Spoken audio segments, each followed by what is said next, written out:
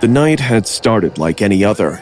Cassie's penthouse was dripping with luxury, with floor-to-ceiling windows framing a glittering Los Angeles' skyline.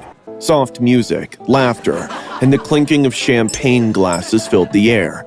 I stood near the bar, sipping my drink, and watching the city lights twinkle. This was the life I thought I wanted, a designer in Shawn Diddy Combs' world.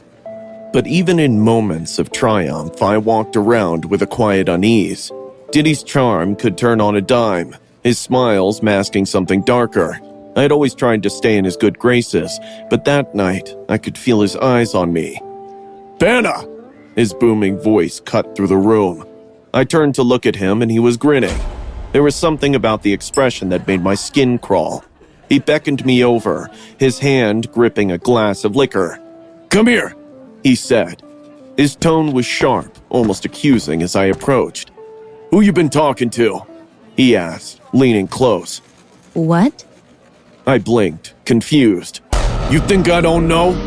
His grin was gone now, replaced by something cold. "Don't lie to me," he snapped, his voice cutting through the hum of the party. People nearby glanced our way, then quickly turned away. My stomach tightened. I haven't said anything, I swear. He grabbed my wrist, his grip iron strong. "Come with me," he hissed, dragging me toward the sliding glass doors. The cold night air sliced through my dress as we stepped onto the balcony. The wind was sharp, carrying the distant hum of traffic from 17 stories below. "You think you can cross me?" he growled, his voice low and venomous. What do you mean? I stammered, my heart pounding. "You've been consorting with my competition," he snarled. I haven't, I swear. He didn't listen. His hands shot out, grasping my arms. Before I could respond, he pushed me backward. The cold metal railing hit me, biting into my back. I instantly understood the grave danger I was in. "Maybe I should teach you a lesson," he said, his voice eerily calm now, like a snake coiling before the strike. No! I screamed, but the words were ripped from my throat as he grabbed me by the arms and lifted me up. Suddenly, there was nothing beneath me. The world tilted violently, and I was dangling over the edge. The air was cold and biting, rushing past my legs as they fluttered uselessly. My hands clawed at my arms, my nails digging into his skin, but his grip was tightening. I couldn't breathe. My vision blurred with tears, the city below me a swirling vortex of lights and death. My mind raced, filled with images of the fall, the rush of air, the sickening thud of my body hitting the pavement, the blood. "Admit it!" he roared, shaking me like a doll. The motion made me scream, my body jerking uncontrollably. I didn't do anything. I sobbed, my voice ragged, but the words barely registered. His face twisted into something monstrous, a mask of rage and power. For a moment, I thought I saw him glance down as if he were calculating the distance to the ground. Was he gonna let go? I felt myself slipping, the cold steel of the railing pressing into my ribs as his grip shifted. My legs kicked wildly, my nails digging deeper into his arms. Please, please don't. I screamed, my voice raw and desperate. The wind roared, drowning out everything else. All I could hear was my own heartbeat, hammering in my ears like a countdown to the inevitable. He jerked me back over the edge. I collapsed onto the cold tiles of the balcony, my body trembling uncontrollably.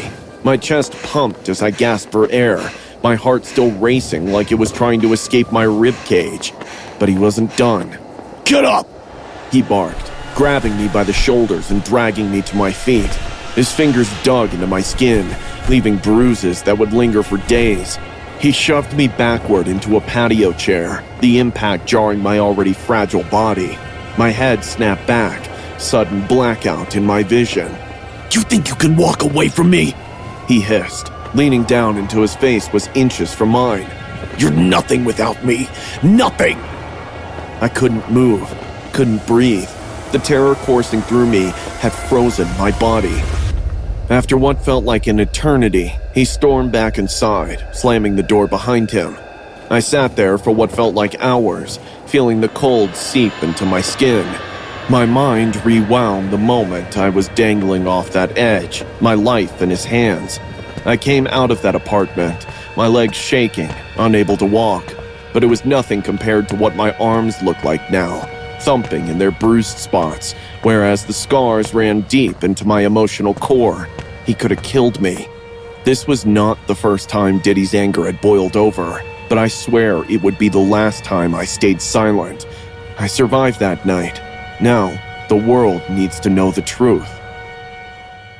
Shawn Diddy Combs is facing a lawsuit from fashion designer Brianna Bana Bongolan, who alleges that in 2016 he assaulted her by groping her and attempting to dangle her off a 17th floor balcony at Cassie Ventura's apartment.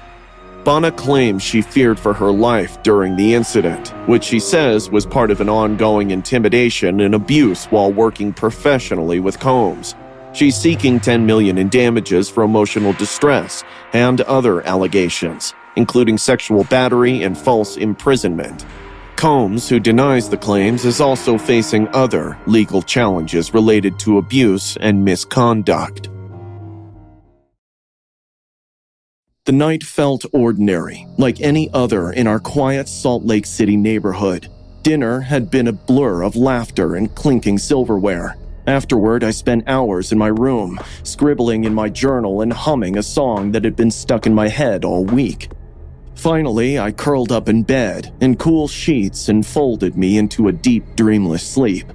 I was sleeping in my bed when I heard the sound, quiet, like a creak in the floorboards. My mind stirred, but I didn't open my eyes.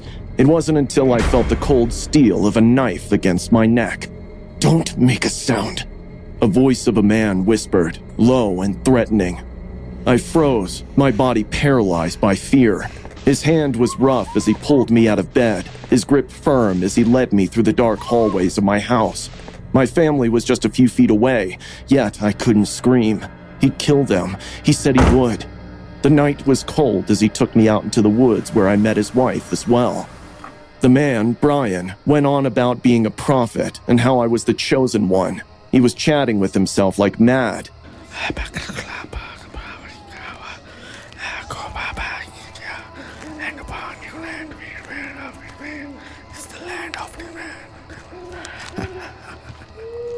Meanwhile, Wanda kept chuckling at me, matching his madness.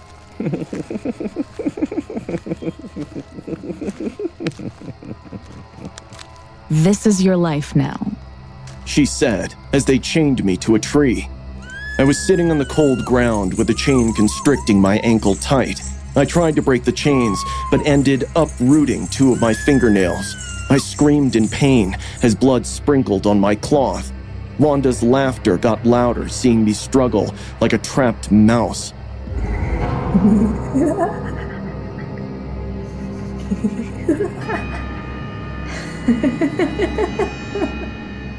They did a weird ritual that night.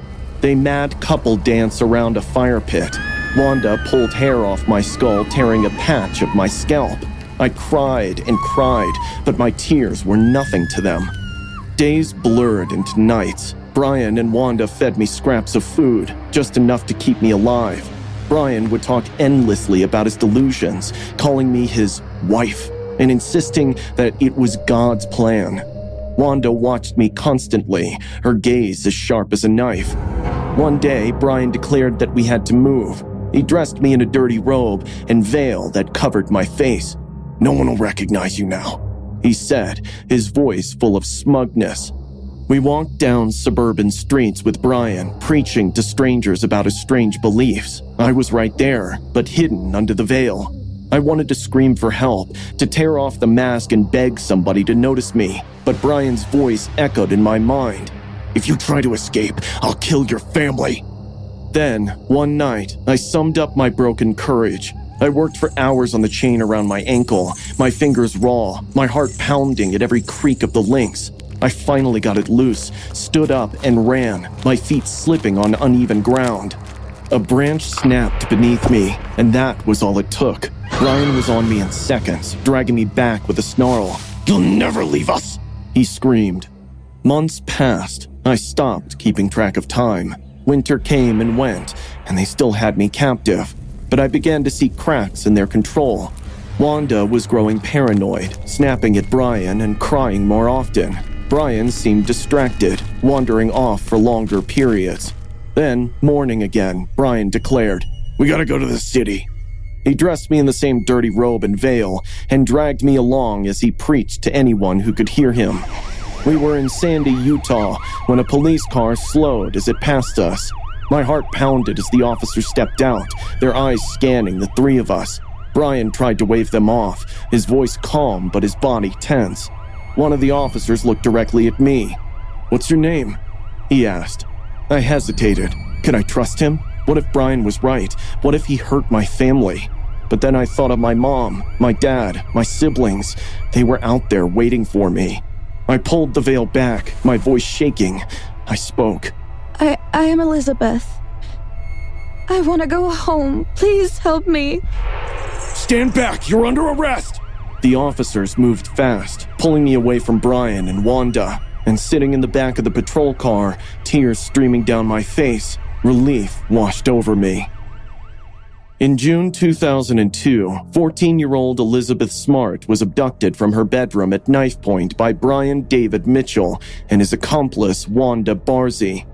Mitchell, a self-proclaimed prophet, held Elizabeth captive for 9 months, subjecting her to abuse and manipulation. She was moved frequently to evade detection. Elizabeth was rescued in March 2003 after being spotted in public with her captors. Her survival and recovery inspired widespread media attention, advocacy for missing children, and reforms in child safety legislation. Mitchell received a life sentence, while his wife Wanda Barzee served 15 years in prison. I didn't think much when Shane invited me over that night. It was supposed to be a regular sleepover, a chance to escape homework and siblings. Her family was welcoming, as always. Her mom cooked dinner, her dad joked about school, and her sisters teased us about boys. The house felt warm and alive, but Shane seemed off. She kept glancing at her phone during dinner, her fingers trembling slightly. Shawn's coming, She finally whispered after we went upstairs. Her words hung in the air, heavy and unspoken. I'd met her brother once or twice, and something about him always felt wrong. His presence was suffocating, like he brought his storm cloud with him. Why? I asked. He wants money. Dad's going to say no. She didn't have to say the rest. I didn't push her, but I remembered the rumors about him. People in town said Shawn wasn't right.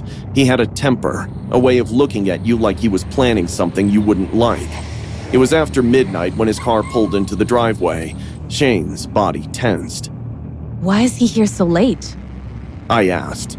He wants money. He always does. It's never enough. We heard the front door slam, then Shawn's voice, loud, angry, and unsettling. "I told you I need it!" he yelled. Michael's voice replied, calm but firm. "Not this time, Shawn. You think you can cut me off?" Shawn roared. "I'm part of this family!" Shane stood up, her hands shaking. I need to see what's happening. Don't. I whispered, grabbing her arm, but she pulled away. From the hallway, I peeked out and saw her at the top of the stairs. Her parents stood below, blocking Shawn's path. The rifle appeared abruptly, too quickly to process. The first shot echoed through the house, and Michael crumpled, blood pooling around him. Mike! Sandra screamed, rushing to him. Please, Shawn, don't! She begged, her voice breaking. The second shot hit her in the chest, throwing her back against the stairs. She tumbled, her body landing awkwardly at the bottom. Mom! Shane screamed. Shawn's head snapped up, his face twisted with rage. Run! I hissed, backing into her room and diving under the bed. Heavy boots stomped up the stairs.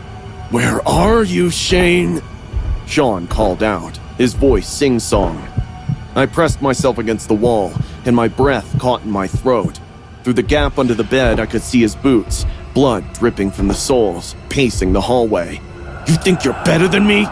he growled. "I'm the one who should be in charge. Me!" A scream erupted from downstairs. "Sheena!" Stay away! she shrieked. Her voice was cut short by another gunshot. The footsteps returned. The door to Shane's room creaked open. His boots stepped inside, leaving crimson stains on the carpet. "Where's my little sis, Shane?" he called out. I peeked through the crack and saw her. She was in the corner, crouched in the closet, the glow of her phone lighting her face. Help us! She sobbed into the phone. Please! The closet door flew open. "What the hell do you think you're doing?" Shawn barked, grabbing the phone and slamming it right beside her face. "Calling the cops, eh?" he sneered. Shawn, stop! Please, you don't have to do this! Shane begged, tears streaming down her face. "Is that so?" His voice dropped to a chilling whisper. "You don't tell me what to do!" He grabbed her by the hair, dragging her out of the closet.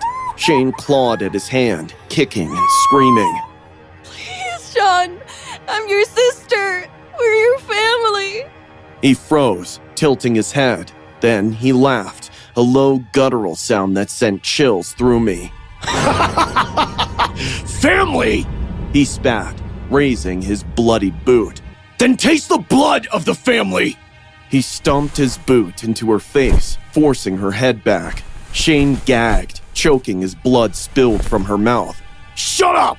he roared, his voice echoing off the walls. He pressed harder, slamming her head into the floor, her cries muffled by the weight of his boot. I clenched my fists, tears streaming down my face, trying to muffle my own sobs. Finally, he stepped back and raised the rifle, aiming at her head. No, please! She screamed. The shot rang out, and blood splattered across the wall.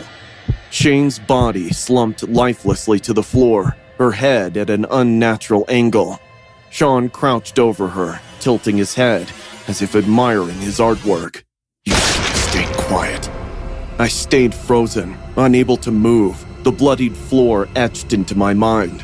When the paramedics pulled me out from under the bed hours later, I couldn't speak. I couldn't even cry. I told no one who I was. The evidence was enough to convict him, but every night I see her face, hear her voice, and feel the weight of my terror, and I'll never stop hearing Shawn's laughter, cold and endless. The Shawn Bentler murder case occurred in 2006 in Bonaparte, Iowa, when 22-year-old Shawn Bentler killed his parents, Michael and Sandra, and his 3 younger sisters, aged 17, 14, and 12. Bentler shot his family with a rifle in an attempt to inherit the family's wealth and take control of their successful grain business. The crime was uncovered when one of the sisters called 911 during the attack, identifying Shawn as the killer. He was arrested shortly after and convicted of 5 counts of first-degree murder. Bentler was sentenced to life in prison without parole, leaving a community devastated. Life in our little Michigan town was ordinary, boring even. School, video games, and the occasional grounding from Mom. The house wasn't perfect, but Grandma made it feel like home. And then she was gone. She left town. Mom said one night at dinner, barely looking at me. She sat at the head of the table, cutting her steak into small, deliberate pieces. "What do you mean?" I asked. She's visiting a friend. Mom replied flatly, shoving a forkful of steak into her mouth. She'll be back when she's ready. The way she chewed, slow and mechanical, made my stomach turn. Grandma hated leaving home. Something wasn't right. The first week without Grandma felt strange. Mom started acting weird. One minute, she'd hum cheerfully while scrubbing the counters. The next, she'd slam drawers so hard they'd rattle. She started locking the garage. "Why?" I asked one afternoon. Raccoons. She said, her tone clipped. I'd never seen a raccoon near our house, but I didn't argue.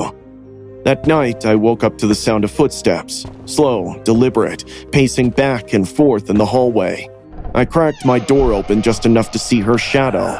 She was standing in front of the garage door, her head tilted at an unnatural angle, her hand gripping the doorknob so tightly her knuckles were white. "Mom?" I whispered. Her head snapped towards me, her eyes wide and bloodshot, a grin spreading across her face. Go back to bed, She said softly, almost a whisper. Then she turned and shuffled toward her bedroom, dragging her feet like she wasn't entirely awake. I didn't sleep that night. A week later, a thick putrid smell hung on the air. "Mom, what is that?" I asked, covering my nose with my hoodie sleeve. Plumbing issue. She said, her voice hollow. I'll fix it. She didn't fix it. The smell got worse, seeping into every corner of the house. Mom didn't seem to notice. She started spending hours in the garage, covered in sweat, her hair plastered to her face. Then, there was the night I found her in the kitchen holding a butcher knife. The light from the fridge cast her face in harsh shadows, making her look gaunt, almost skeletal. Her lips moved silently if she were talking to someone who wasn't there. "Mom?" I said, my voice barely audible. She turned her head slowly, her eyes gleaming in the dim light. Why are you up? She asked, her voice low and almost guttural. I was thirsty." She stared at me for a long time, then smiled. Her teeth were yellowed and her lips cracked. Go to bed, She said. I didn't argue. The night I opened the garage, I thought I was going to die. Mom had gone out and the smell was unbearable. I grabbed the spare key she thought I didn't know about and unlocked the door. The second it opened, the stench hit me like a wave. My eyes watered as I gagged, pulling my shirt over my nose. The light flickered weakly, casting eerie shadows over the cluttered space. Tools hung on the walls, their edges glinting like teeth. Boxes were stacked in the corners, but my eyes were drawn to the tarp. It was crumpled in the far corner, soaked in something dark that had spread across the concrete floor. My hands shook as I pulled it back. Underneath was Grandma.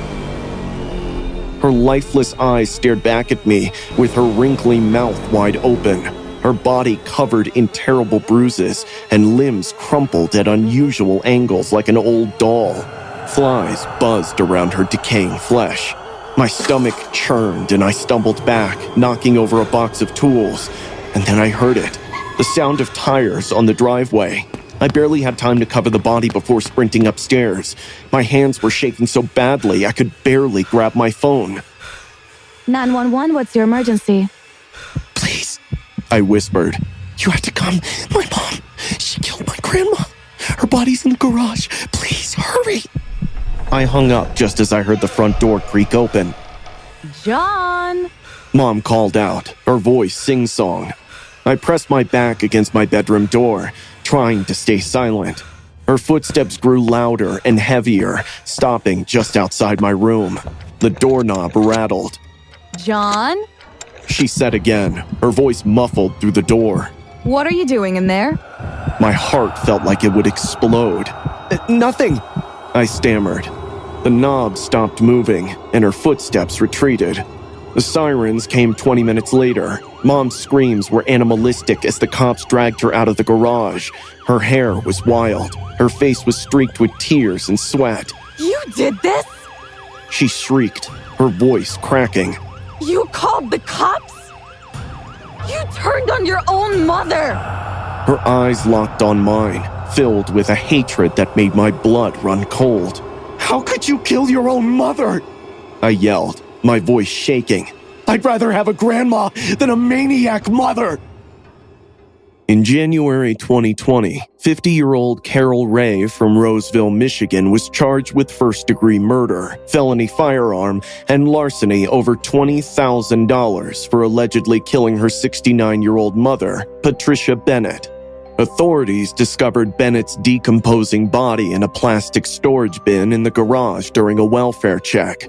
Ray reportedly used her mother's cell phone to send messages to family members, posing as Bennett to avoid suspicion. She also allegedly accessed her mother's bank accounts during this period. It was another hot, dry day in Elephant Butte, New Mexico. The sun beat down on the cracked pavement as I walked, thinking about how I'd get by tomorrow. Then I saw him, a clean-cut man in a uniform, flashing a badge. "You're under arrest," he declared firmly, calmly. I froze, unable to comprehend anything, until he clamped his grip onto my wrist like a vice. Before I could process what was happening, there was this woman beside him, smirking, and they dragged me into his truck. "Don't fight.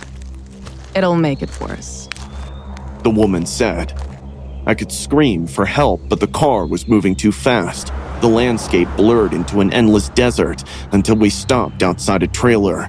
I'll never forget it. A weathered, unassuming box in the middle of nowhere. My stomach churned as they shoved me through the door. Inside, it came, the stench of blood and sweat and metallic. The moment my gaze was directed to the room, my legs lost their grip. Every surface was covered in instruments of torture, chains, whips, saws, and devices I couldn't even name. The walls were plastered with photos of women, some bound, some screaming, all broken. And in the center was the chair. It wasn't a chair for sitting. It was a throne for experiment. "Welcome, doll. I'm David," the man said, his voice sickeningly polite. "And she's Cindy," pointing to the girl. He smiled, a predator sizing up his prey. "You're gonna make a fine addition to my collection." Before I could scream, Cindy shoved me onto the chair, the leather straps biting into my arms and legs. David turned on a tape recorder, and his voice, detached, emotionless, filled the room. "If you're hearing this, you're mine now." The recording started. "You'll experience pain like you've never imagined. No one will hear your screams. You're here until I decide to throw away my toy." I struggled against the restraints, but they were too tight. David chuckled, picking up a scalpel from the table. He pressed the blade against my skin, tracing a line down my arm, then across my stomach. The cuts were shallow at first, just enough to sting, but as my screams grew louder, his smile widened. "Let's brand you properly, eh?" he said, reaching out to grab a glowing branding iron. I thrashed against the chair, raw and bloody at the wrists, but there was nothing to be done. He pressed the iron against my thigh. The searing pain was indescribable, a white-hot explosion that stole my breath, but his wicked grin widened. "What a beautiful canvas. Love it. I love it. You're my 24th, he said, carving 24 into my flesh with a burning blade. The smell of burning skin filled the air, mixing with my screams. But he wasn't finished. "Time for a makeover," Cindy sneered, "Should I just pull it off her head, David?" grabbing my hair. She started pulling as I felt my skin tearing almost. I blacked out from the pain, and when I regained consciousness, blood was dripping in from my eyebrows as I saw my scalp burning. Then David took a knife, slashing shallow cuts into my exposed scalp. It was a bloodbath. And he continued with all of these for hours or days. I don't even remember anymore. He pressed his cattle prod across my thigh and stomach. There came jolts of electricity that made my muscles jerk uncontrollably. The clamps he applied would twist and pull on the skin until it would tear. Every scream just fueled his sick delight. He'd often force me to sit there while he tortured others. Women would be wheeled in, pale-faced and crying. He would strap them onto his devices, pushing their bodies into unnatural angles, literally breaking them. Their screams would mix with mine in the room, forming a chorus of agony. But the psychological torture was worse. He stood holding up a mirror, forcing me to look at myself, bloodied, bruised, and broken, almost unrecognizable. "You're nothing now," he whispered.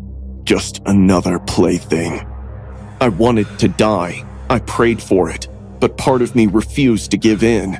I waited, biding my time, hoping for a mistake. Cindy made it. One day, she left the keys to my chains within reach. My hands trembled as I reached for them, the cold metal slippery with sweat.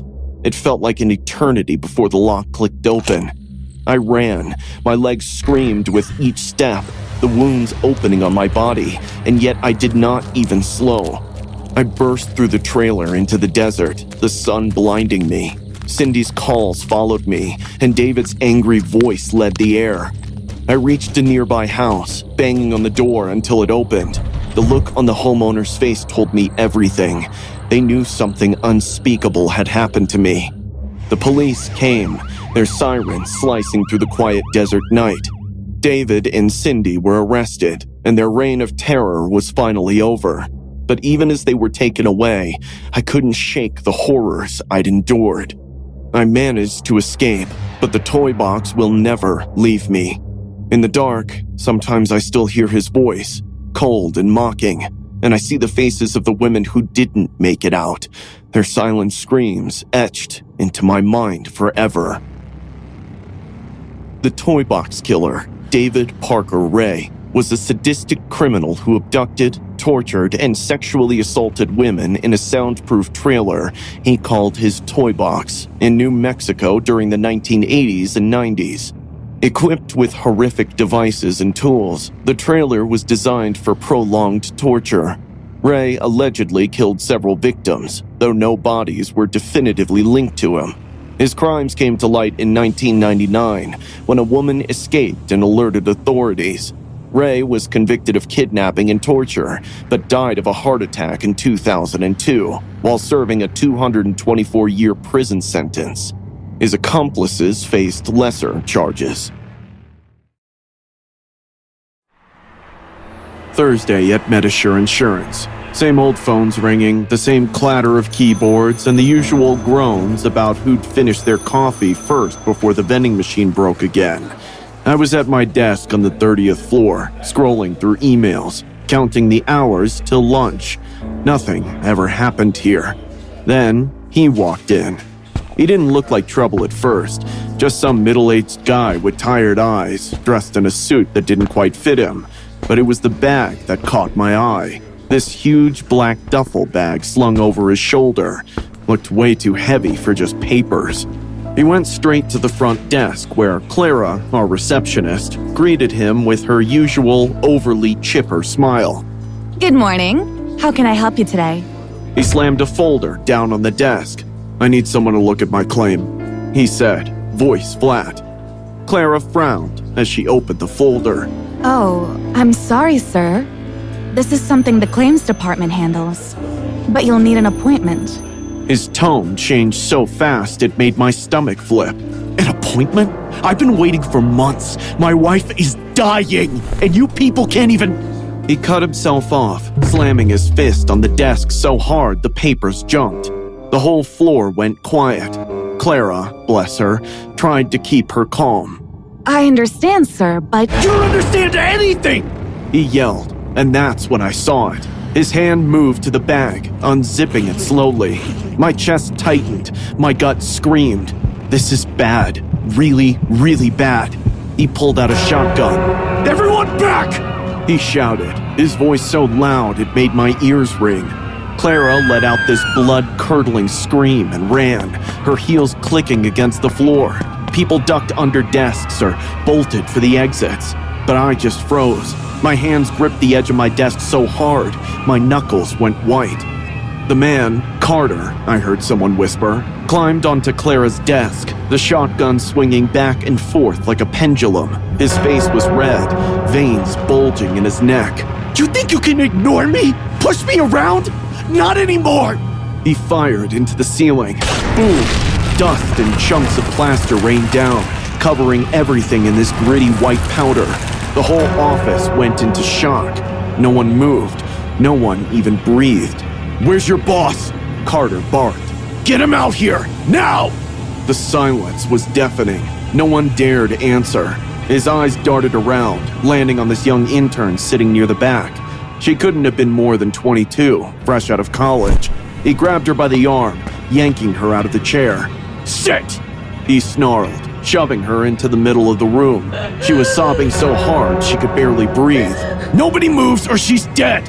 I could barely hear anything over the blood pounding in my ears. I wanted to crawl to my phone and call for help, but it was on the desk, right out in the open. If he saw me move, I'd be next. Minutes dragged like hours. Carter was pacing now, waving the gun around, ranting about how the system is broken and insurance companies decide who lives and who dies. His voice cracked when he said, "My wife begged me to fight for her, and this is the only way you people listen!" The sirens came next. The sound was muffled at first, but when the lights outside started flashing red and blue, it hit me. The cops were here.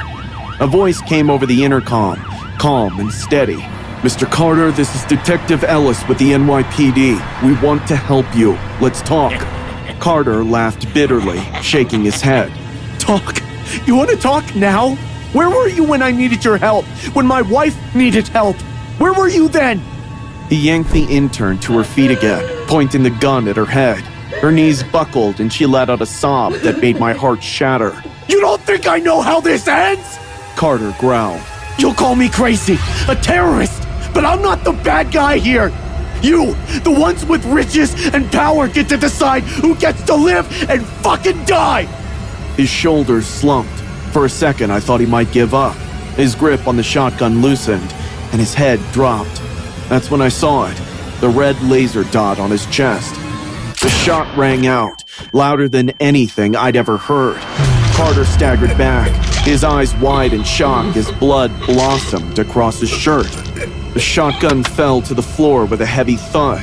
He collapsed a second later, crumpling like a puppet whose strings had been cut. The intern screamed, and officers stormed the room, pulling her to safety. The SWAT team swarmed in, guns drawn, shouting commands that I couldn't even process. I stayed under my desk, too afraid to move, too afraid to breathe. My whole body was trembling. Even after they carried Carter's body out on a stretcher, his face pale and lifeless, I couldn't make myself get up. Some nights I wake up in cold sweat, the echo of that gunshot ringing in my ears, and Carter's voice whispering over and over, "You think you're safe?"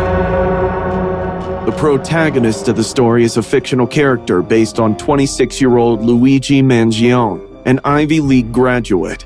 He's accused of fatally shooting United Healthcare CEO Brian Thompson in Midtown Manhattan on December 4th, 2024.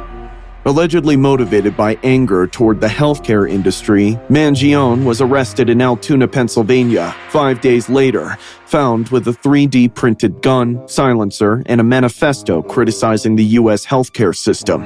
He faces multiple state and federal charges, including murder as an act of terrorism, and has pleaded not guilty. The case has sparked debates over the idolization of alleged criminals and the potential influence of public opinion on legal proceedings. I was never someone who enjoyed parties. Being an introverted and socially awkward guy has always been a problem around this time of year. Parties were winding down and the streets were mostly empty. Our house was no different.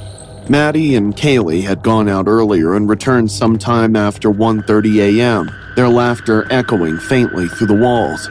Xana and Ethan came back shortly after, their voices mixing with the sound of the TV upstairs. I stayed downstairs, tucked away in my small room, scrolling through my phone and trying to ignore the world above me. By 2 a.m., the house fell silent. It wasn't unusual. We all had our own routines. I thought I'd drift off to sleep, but then a noise broke the quiet. A muffled thud, followed by another. I froze, my ears straining. It didn't sound like someone stumbling or dropping something. It was heavier, deliberate. My mouth went dry. Maybe it was nothing, I told myself. Still, my chest tightened as I got up to check. I told myself I was just thirsty. As I opened my door, the air felt strange, heavy and cold, like the house was holding its breath. I crept into the kitchen, my bare feet barely making a sound on the hardwood floor.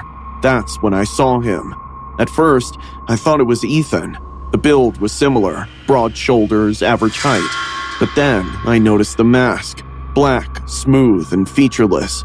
My breath hitched. He moved slowly, purposefully, a long knife glinting in his hand. The faint moonlight from the window caught the blade, making it shimmer like a predator's tooth. I ducked behind the kitchen counter, my heart pounding so loud I was sure he'd hear it. I peeked over the edge just as he slipped into Maddie's room. The door clicked shut behind him. I waited, my muscles stiff with fear. The silence stretched on, unbearable. Then came the faintest sound, a muffled gasp, and then nothing. My stomach churned as he reappeared, the knife dripping dark streaks onto the floor. He didn't hesitate, moving to Kaylee's room next. I wanted to scream, to run, but my body refused to move. All I could do was watch. He emerged again, his movements calm and methodical, as if he'd done this 1,000 times. The knife was slick with blood now, droplets trailing behind him like breadcrumbs. My chest felt like it would cave in as he turned toward Xana and Ethan's room. I crawled toward the stairs, desperate for somewhere to hide. My hands shook as I ducked behind a tall vase, pressing myself against the wall, praying he wouldn't notice me. Through the crack in the door, I saw him push into their room. Xana's voice broke the stillness. What are you doing? She asked, her voice trembling. Ethan stirred, his groggy voice barely audible. The man didn't answer. He lunged. The knife plunged into Ethan's chest with a sickening crunch. Xana screamed, but it didn't last long. The sound of her terror turned into choking gasps as blood sprayed the walls. I clamped my hand over my mouth, tears streaming down my face as I tried to stay silent. My whole body trembled as I prayed he wouldn't hear me. Then he paused. For a moment, it felt like time stopped. His head turned slightly, his cold, empty eye scanning the hallway.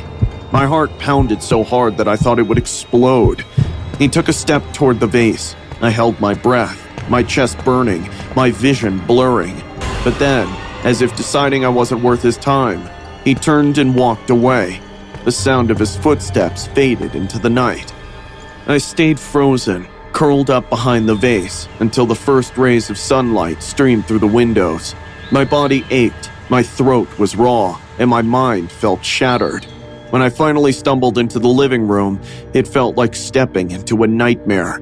The house was crawling with cops, the air thick with the stench of copper and bleach. Crime scene tape crisscrossed the halls. An officer noticed me and asked who I was. I stammered something, barely coherent. They guided me outside, treating me like some lost child. I sat on the curb, staring blankly as the chaos unfolded around me. I overheard snippets of conversations. No fingerprints, no signs of forced entry. 4 lives were gone in an instant, and no one knew why.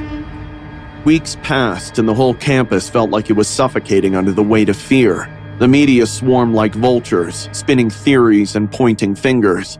Then, in December, they arrested Brian Kohberger, a criminology PhD student. The irony made me want to vomit. His car had been spotted near the house that night. His DNA matched the knife sheath left behind, but none of that erased the terror that haunted me. Even now, I can't close my eyes without seeing those cold, empty eyes staring at me.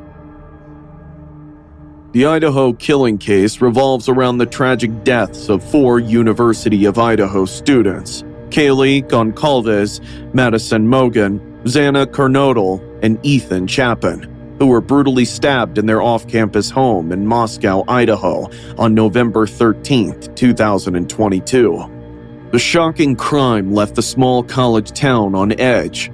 After weeks of investigation, police arrested Brian Kohberger, a criminology PhD student at Washington State University, in December 2022. DNA evidence, surveillance footage, and cell phone data tied Kohberger to the crime. The case, still unfolding as of 2025, has drawn national attention for its disturbing nature and the ongoing legal proceedings. I was so ecstatic to join Justin Bieber's PR team. At just 15 years old, Justin was already breaking records at every turn. People were crazy about him, and we did everything we could to keep his image squeaky clean. The first time I met P Diddy, I knew he was trouble. He had this larger-than-life presence, always surrounded by bodyguards, women, and people who looked like they owed him something. When Justin got invited to one of Diddy's parties, everyone thought it was a good move for his career. Diddy was a legend, and hanging with him would make Justin look more mature and more connected. Nobody saw the red flags. That party, it wasn't what I thought it'd be. Walking in, I felt it was all wrong. Music blared, lights were dim, and everything reeked of booze and weed. People were doing lines off glass tables, women fainted on couches, and guys laughed too hard in rooms behind locked doors. It wasn't just wild, it was sinister. Justin was way out of his depth. I could see it in his eyes. He was nervous, trying to act like he belonged, but he didn't. Then Diddy appeared, grinning like a wolf. "There's my guy," he said, throwing an arm around Justin. He pulled him away from the group, further into the house. I tried to follow, but one of Diddy's men stepped in my way, smirking. "He's good," the guy said. The whole night felt like it was spiraling out of control. I saw Diddy take Justin into a room and shut the door behind them. When Justin came out, he looked pale, like he'd seen something he couldn't process. "You okay?" I asked, keeping my tone casual. Justin nodded, avoiding eye contact. His hands were shaking. "Yeah, just tired," he muttered. A few weeks later, the infamous 48 hours happened. Diddy said he wanted to show Justin what it was like to live big. No one could stop it. Diddy was too powerful and Justin was too starstruck to say no. For 2 days, Justin vanished. No calls, no updates, nothing. When he came back, he wasn't the same. His face was pale and his energy drained. I tried joking with him, but he barely reacted. "What happened?" I asked when we were alone. He looked at me, his voice low. "It's just a lot," he said. "He doesn't stop." That's when the text began. Diddy would text Justin at odd hours, saying things like, "Come over tonight, we gotta talk," or "You owe me, kid." At first, Justin laughed it off, but it wore him down fast. One night, he just sat there, staring at his phone without blinking. "What is it?" I asked. Justin showed me the message. "You can't ghost me. Don't forget what I've done for you." After that, the parties became worse, pure nightmares. I saw women and men barely conscious, being carried upstairs, men disappearing into locked rooms with people who looked terrified. Drugs were everywhere, on trays, in people's hands, on mirrors in the bathrooms. Even people were slitting their skin with knives to rub drugs. Diddy dragged Justin into the worst of it, isolating him from everyone else. Once I found Justin sitting stiffly on a couch while Diddy sat too close, whispering into his ear. Justin looked like he wanted to run, but he couldn't. "Hey, Justin, we need you out front," I said, trying to give him an excuse to leave. Diddy shot me a look that dropped my stomach. "We're just talking," he said, his voice calm but cold. Justin bolted the second he could, and I followed. Outside, he finally cracked. "I can't do this anymore," he said, pacing back and forth. His hands were trembling, his voice raw. He keeps trying to get me alone. He doesn't leave me alone." "Then I'm gonna stop this," I told him. "You don't get it," he snapped. "He's Diddy. If I piss him off, what do you think happens to me, to my career?" Justin started making excuses to avoid Diddy, but the texts didn't stop. They got worse. "You don't ignore me. You know where to come." Sometimes Justin wouldn't even sleep, sitting in his room staring at his phone like it might explode. The breaking point came at another of Diddy's parties. I stayed close, watching every move. At one point, Diddy grabbed Justin by the arm and dragged him into one of those locked rooms. I stood outside, heart racing, but I couldn't get in. When Justin finally came out, he looked shattered, his face pale, his t-shirt wrinkled, and his eyes red like he'd been crying. "We need to go," he said, his voice shaky. I didn't ask questions. I just got him out of there. Years later, when allegations about Diddy began surfacing, I wasn't shocked. It felt like the world was finally catching up with what we all knew. Justin never spoke about it publicly, but I know it still haunts him. You can see it in the way he flinches at certain names or avoids talking about that time in his life. P. Diddy's recollection of spending 48 hours with a young Justin Bieber remains a significant anecdote in their history. Describing it as a moment of bonding and mentorship, Diddy reflected on seeing Bieber's talent and potential early on. The intense two-day experience symbolized the passing of wisdom, dreams, and ambition between the generation of artists. While the recent allegations against Diddy cast a shadow over his legacy, this story serves as a reminder of the complex dynamics within the entertainment industry. As Bieber continues to focus on his own journey, the lessons from that time remain a part of his story. The winter was colder than any I could remember. Snow blanketed the streets, and the air in our house felt like it carried more than just winter's chill. My sister Karen and I used to sit in the attic late at night, whispering about Mom.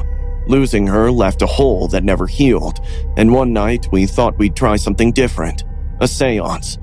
We lit candles, whispered her name. Karen swore she heard something, a faint shuffle, like footsteps in the walls. I laughed it off. It's just rats, I said. We didn't think anything would happen, and at first, nothing did. But then we started hearing the whispers. At first, they were faint, like the wind slipping through the cracks in the house, but they grew louder, persistent. Sometimes they sounded like a voice, low, guttural, as though someone was struggling to form words. Karen and I told Dad, but he just laughed. "It's an old house," he said. "Creaky walls, rats in the pipes, nothing to worry about." But the noises didn't stop. One morning, I woke up to find my room trashed. Clothes were scattered across the floor, my desk drawers pulled out, and their contents dumped. At first, I thought Karen was playing a joke, until she showed me her room, the same chaos. But there was something worse. A message was written on my mirror in what looked like red lipstick. "I see you." Karen found one too. "Do you miss me?" We screamed for Dad, who scowled and accused us of trying to scare each other. But Karen and I knew better. Something or someone was in the house with us. It escalated quickly. One night, I woke up to the sound of heavy breathing so close it felt like someone was standing over me. My body froze, too terrified to move. I finally gathered the courage to flick on the light, but my room was empty. Karen wasn't so lucky. She woke up screaming, claiming she'd seen a pale face peering at her through the crack in her closet door. Dad stormed into her room, but when he opened the closet, there was nothing there. Karen was hysterical, swearing she wasn't imagining things. And then there were the other things.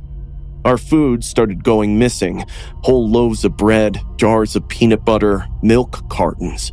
Once, Karen found her favorite sweater, torn and crumpled, stuffed behind the couch. The toilet flushed on its own. Lights flickered.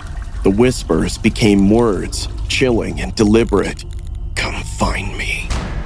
One evening, I stayed up late, reading in the living room. The house was quiet, and for a moment, I felt safe. Then I heard it, a faint scraping sound, like fingernails dragging along the wall behind me. I whipped around, but nobody was there. My heart pounded as the sound grew louder, moving closer. That's when I saw it, a pair of eyes staring at me through a tiny hole in the wall. I screamed, and Dad came running. He insisted I must have imagined it, but I knew what I saw. Someone was watching us. We tried to ignore it, but the terror only grew. One night, we found all the kitchen knives laid out on the counter, their blades glinting in the moonlight. Another time, Karen discovered a small pile of hair, her hair, tucked into her pillowcase. The worst was when I found a Polaroid photo under my bed. It was a picture of me taken while I was sleeping. Dad finally believed us after that. He searched the house from top to bottom, opening every closet and checking under every piece of furniture. When he reached Karen's wardrobe, he hesitated, his hand trembling as he grasped the handle. When he opened it, we saw him. A boy crouched inside, his face painted ghostly white. His eyes were wide, unblinking, and his grin was twisted into something inhuman. He held a rusted wrench in one hand and a hatchet in the other. "Don't scream," he said softly. His voice was calm, almost kind, but it made my blood run cold. He ordered us into Karen's bedroom, locking the door behind us. We could hear him moving through the house, his footsteps unnervingly light for someone carrying weapons. The minutes stretched into hours before Karen and I darted to climb out the window and run to our neighbor's house. The police arrived quickly, but when they searched the house, they found nothing. No boy, no weapon. It was like he'd vanished.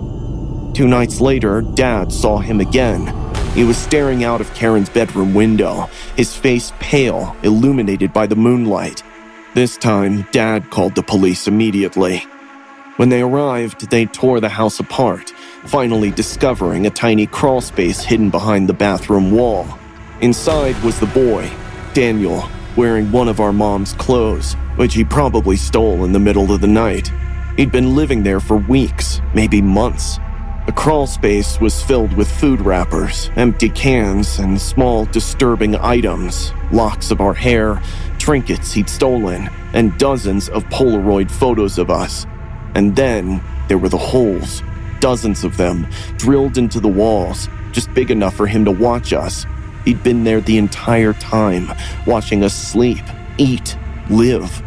But still, sometimes, late at night, when the world is silent, I hear it again. The whispers. "Come find me." The Daniel LaPlante case is a chilling story of a Massachusetts teenager who, in 1986, hid inside the walls of a family's home for weeks.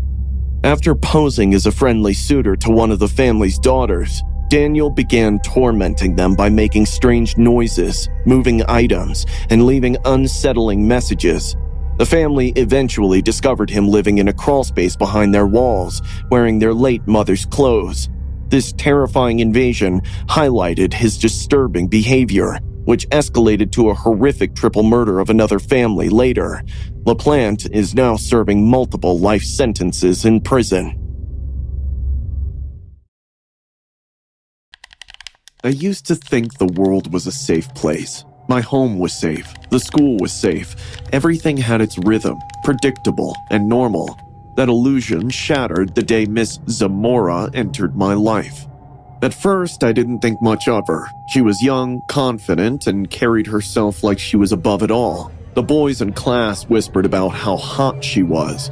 Even some of the girls seemed drawn to her charm. But there was something about her, something just beneath the surface that didn't sit right. Her smile was too perfect, too sharp, like a blade disguised as a compliment. I couldn't have known then how much darkness she carried. The first time it happened, it felt small, like a pebble thrown into the calm waters of my life. "Ethan," she said during class, her voice carrying that sing-song tone that made everyone sit up a little straighter. "are you even trying? How hard is it to spell opportunity?" The class laughed, and my cheeks burned. It wasn't the first time a teacher had called me out, but this felt different. Her eyes stayed on me a little too long, and her lips curved into that razor-sharp smile. I told myself I was imagining things. It didn't stop there. The next week, she made me stay after class. "Ethan, you need extra help," she said, her tone smooth, almost kind. I stood by my desk, fidgeting as she walked around me. The classroom was empty, the echoes of students' chatter fading down the hallway. "You're bright, She said, her voice dropping. but you don't apply yourself. Maybe you need someone to push you." The way she said it sent a shiver through me. Her perfume hung heavy in the air, sweet but suffocating. I nodded quickly, eager to escape. The next time she kept me after school, she locked the door. That's when the walls of my life began to close in. "Do you know why I keep you back, Ethan?" She asked, sitting on the edge of her desk, legs crossed. "Because I see potential in you. And I don't want anyone else to ruin it." She leaned forward, her voice softening. "This is just between us, okay? You wouldn't want anyone to misunderstand." I wanted to run, to tell someone, but the way she looked at me, it froze me in place. Her eyes weren't just looking at me, they were looking through me, peeling me apart like she was searching for something to use. The threats started soon after. One afternoon, when I tried to leave, she blocked the door. Ethan, She said, her tone as sweet as sugar but laced with something venomous. you don't want to disappoint me, do you? Or hurt your family? My blood ran cold. What do you mean? I stammered. She smiled, tilting her head like she was talking to a small child. It would be such a shame if your parents got a phone call about bad behaviors. Or if your little sister got hurt on her way home from school. Her eyes narrowed. Do you understand what I'm saying? I nodded, my throat too tight to speak. The text began a week later. At first, they seemed innocent enough. Questions about homework and reminders about assignments. But they quickly changed. You look good in class today, Ethan. I think we have a connection. Don't you? The messages made my stomach churn. She sent them throughout the school's chat app, so I couldn't block her. Then the photos started. At first, it was just her smiling, but soon they became something worse. Her blouse unbuttoned, her lips pursed. I deleted them as fast as I could, but the images stayed burned in my mind. I began avoiding her, but she always found me. In class, her hand would brush against my shoulder, lingering just long enough to make my skin crawl. She'd lean in close when no one was looking, her breath hot against my ear. You're mine, Ethan. She whispered once. Don't forget that. I stopped sleeping. Every creak in the house sounded like her. Every shadow felt like she was there, watching. I couldn't eat. I couldn't think. My friends noticed, but what could I say? She was a teacher, an adult. Who would believe me? I couldn't take it anymore. One night, I showed the message to my dad. He sat in silence, his hands gripping the phone so hard that I thought he might crush it. His face turned white, then red, then something I'd never seen before. Pure, seething rage. "She'll never hurt you again," he said, his voice shaking. The next day, he reported her to the school and the police. Everything happened in a blur after that. Detectives asked me questions I could barely answer. Reporters started showing up at our house. Miss Zamora got arrested, and I finally got my life back. In 2018, Britney Zamora, a 27-year-old teacher in Goodyear, Arizona, was arrested for sexually abusing her 13-year-old student. She groomed the boy through text messages and engaged in sexual acts with him multiple times, including in her car and classroom. The abuse was discovered when the victim's parents found explicit messages on his phone using a monitoring app. Police also revealed that Zamora manipulated other students to keep her secret. She pleaded guilty to multiple charges of sexual conduct with a minor and was sentenced for 20 years. The summer of 2002 was a time of freedom and lightheartedness for me. School was out, and at 15, I was enjoying the lazy rhythm of South Carolina life. On that particular June afternoon, I was at my best friend's house, helping her with some chores. The air was warm, carrying the scent of freshly cut grass, and laughter came easily between us as we filled watering cans and chatted about the plans we'd made for the weekend. Life felt normal, safe. Then, the car pulled up. It wasn't anything unusual at first, an old sedan rolling to a stop nearby. I didn't pay much attention until the driver got out and started walking toward me. He was nondescript, just an average guy, maybe in his 30s or 40s, with short hair and a calm demeanor. In his hands, he held some brochures, the kind you'd hand out to neighbors or leave in mailboxes. "Hey," he said, smiling. "Mind if I give you one of these? They're just for a local thing I'm working on." I was polite, nodding and taking the brochure without really looking at it. He made small talk, nothing strange, just asking if we lived here and if we liked the area. His tone was casual, friendly even. And then, without warning, he pulled out a gun. "Get in," he ordered. pointing to a large storage bin in the back seat of his car. His voice dropped, ice cold. My heart raced, but my legs moved. I climbed into the bin, and he slammed the lid shut.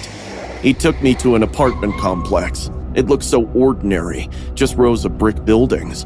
But dread gripped my chest. No one saw us as he shoved me inside. The apartment smelled like bleach and stale air. He led me to the bedroom, where the blinds were drawn so tight no light could sleep in. His eyes had changed now, colder, calculating. He locked the door, and the nightmare began. "Let's make this memorable," he said, pulling out a small, sharp knife from his pocket. I froze, unable to breathe as he approached. He forced me to kneel on the floor, his hand gripping my arm so tightly it felt like my bones might snap. "I want you to remember me forever," he muttered. The blade pressed against my skin, and he began to carve. At first, it was shallow, just enough to sting. But as he dragged the knife deeper, the searing pain became unbearable. Tears streamed down my face as he worked, carving the letters of his name into my forearm like it was nothing more than a piece of paper. Blood dripped onto the floor, pooling between us. "See?" he said, stepping back to admire his handiwork. "Now you're mine, forever." The pain blurred my vision, but I refused to cry out. I wouldn't give him that satisfaction. Hours passed. He slapped me when I didn't respond fast enough and shoved me against the wall when I tried to resist. At one point, he dragged me into the bathroom. My wrists were bound with duct tape, and he turned the shower on ice cold, shoving me under the spray. The water hit like needles, stealing my breath and leaving me shaking violently. "Cleans you up," he muttered. "Gotta keep things neat." Back in the bedroom, he tied me to the bed, cuffing my hands to the frame and securing my ankle to the post. My arm throbbed where he'd carved his name, the cut still raw and bleeding. "Take this," he said, forcing a pill into my mouth. "You'll sleep." When he finally fell asleep beside me, snoring softly, I forced myself to move. My head swam from the drugs, but I couldn't give in to the fog. Slowly, I pulled my hands toward my mouth, twisting my wrists just enough to bring the cuff clasp to my teeth. The metal was cold, the screw impossibly small, but I worked at it, bit by bit. Minutes stretched into an eternity. Then the clasp gave way. My hands were still cuffed, but I could move them freely. Carefully, I untied the rope from my ankle. My movements were slow and deliberate, every tiny sound amplified in the silent room. When I finally stood, my heart was pounding so hard I thought it might wake him. I turned toward the door, but stopped when I saw the closet. Its accordion-style doors were open just enough to catch my attention. I shouldn't have looked. Inside, piles of dresses were heaped together. They weren't ordinary clothes. Bloodstains streaked the fabric, dark and dried, some barely visible and others glaring under the dim light. My breath caught in my throat, and panic clawed at me. These dresses didn't belong to me. They belonged to others, other girls. I didn't wait a second more and ran straight to the main road. Once outside, the cool night air hit me, and I broke into a run. A car approached, and I flung myself in front of it, waving my arms wildly. The driver slammed on the brakes. "Help me. I gasped. I have been kidnapped. Take me to the cops." On June 24th, 2002, Richard Evonitz abducted 15-year-old Kara Robinson from a friend's yard in Greenville, South Carolina. He got out of his car and approached her, pretending to offer her some pamphlets. After she said her friend's parents were not home, Evonitz held a gun to her neck and then forced her into a plastic bin. He took her to his apartment where he tortured her for 18 hours. Brave Kara Robinson managed to free herself and then escape while Evonitz was asleep. She went outside and found two men in a car, and they took her to the sheriff's office. Later that day, Evonitz was surrounded by police, where he passed away after realizing he has been caught. It started with a flyer. Looking for fresh faces. High-paying modeling gigs. No experience needed. I was 19, drowning in bills and desperation. My mom was sick, the debt collectors relentless, and I saw no way out of our suffocating life. That ad felt like salvation. The interview was held in a 5-star Manhattan hotel. I almost backed out when I saw the marble floors and gold chandeliers, but Jeffrey Epstein greeted me like an old friend, his polished smile warm and inviting. "You've got the look," he said, his eyes scanning me. Innocent. Perfect. His assistant, Ghislaine Maxwell, stood beside him, her smile sharp. This is your big break, She said. How would you feel about a weekend networking trip? Designers, photographers, influencers, all in one place. This will change your life. I believed them. The private jet was surreal. The seats were white leather, the staff attentive, and other girls my age were laughing and taking selfies. Their laughter seemed too loud, too forced, like they were convincing themselves this wasn't a mistake. When we landed, the island was breathtaking.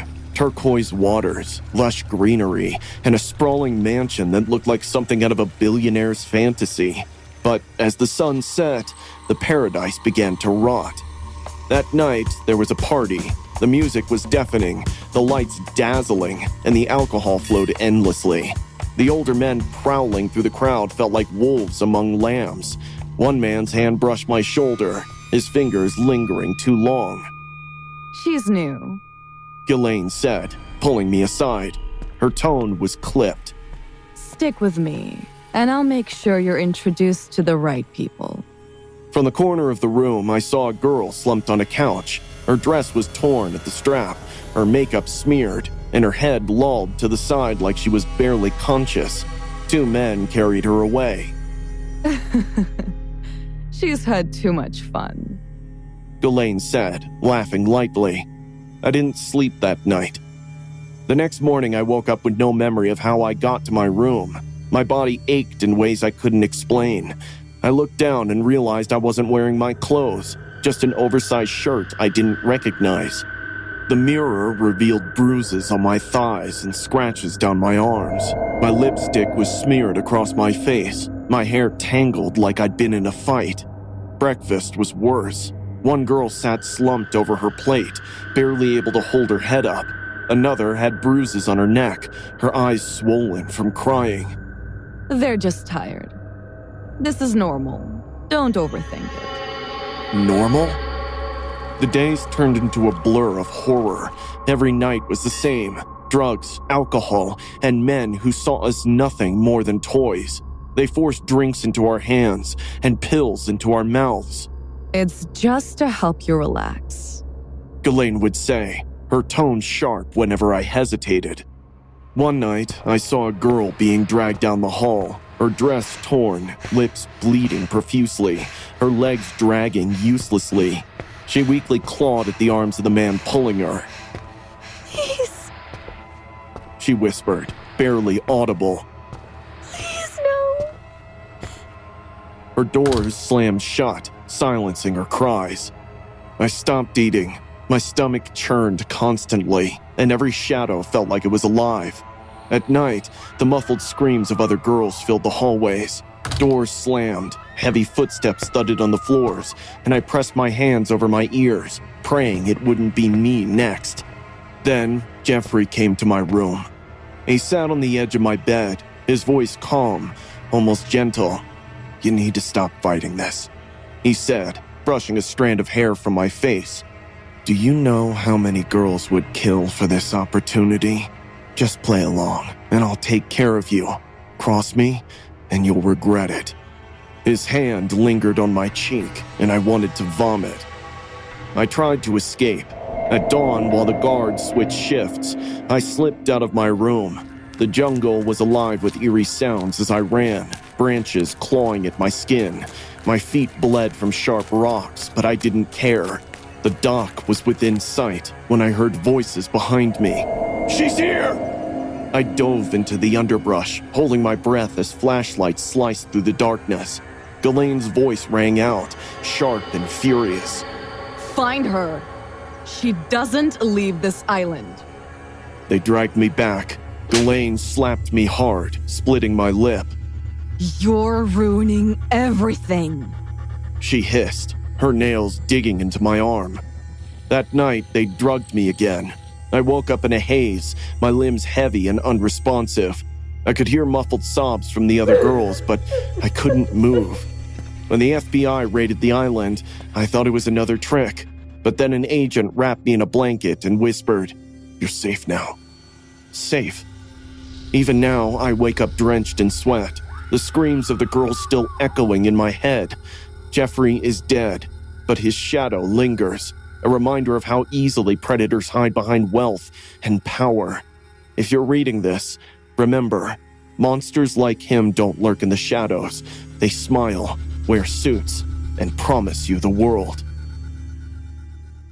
Jeffrey Epstein, a wealthy financier, used his influence and wealth to exploit young women, often targeting aspiring models. He, along with associates like Ghislaine Maxwell, lured victims with a false promise of modeling opportunities, mentorship, or connections to elite circles. Under the guise of professionalism, he manipulated and trafficked these women, subjugating them to abuse at his properties, including in New York, Florida, and his private island. Many victims were young and vulnerable, coerced through intimidation or deceit. Epstein's 2019 arrest shed light on his predatory network, but his controversial death in custody left many questions about his enablers unanswered. Landing an internship at Murdaugh & Sons, one of South Carolina's most prestigious law firms, was a dream come true for me. Alex Murdaugh, the towering figure at its helm, was the epitome of charisma. He had a way of locking eyes with you, his wide grin radiating confidence, making you feel like the most important person in the room. To the world, Alex was a pillar of the community. To me, he was a mentor, a legend. June 7th, 2021 began like any other sultry evening in South Carolina. The air was thick, humming with cicadas, and the faint scent of magnolia blossoms wafted through the windows of the Murdaugh estate. That night, Alex left the office abruptly. He'd been distracted all day, pacing the length of his office, his brow furrowed. "Family stuff," he murmured, before vanishing into the humid dusk. Hours later, the news broke like a lightning strike in the quiet night. Maggie and Paul Murdaugh, his wife and youngest son, were dead. Murdered. The details were grotesque, the kind that made your blood run cold. Paul had been shot twice at close range with a shotgun. His chest was shredded and his face... God, his face. The blast had left it mangled, barely recognizable. Maggie's body was found several yards away, sprawled on the grass near the dog kennels.